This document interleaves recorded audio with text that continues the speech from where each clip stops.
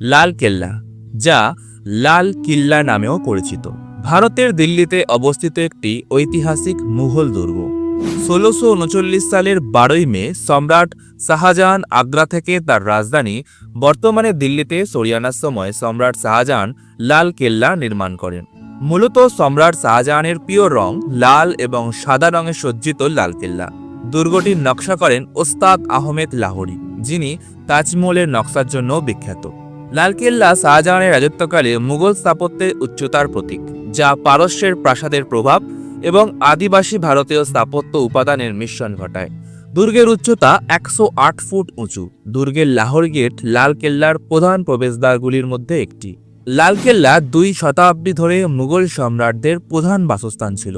১৭৩৯ সালে নাদির শাহের আক্রমণের সময় দুর্গটি লুণ্ঠিত হয় এবং এর শিল্পকর্ম এবং রত্নপাথর ছিনিয়ে নেওয়া হয়, যার মধ্যে কিংবদন্তি ময়ূর সিংহাসনও ছিল।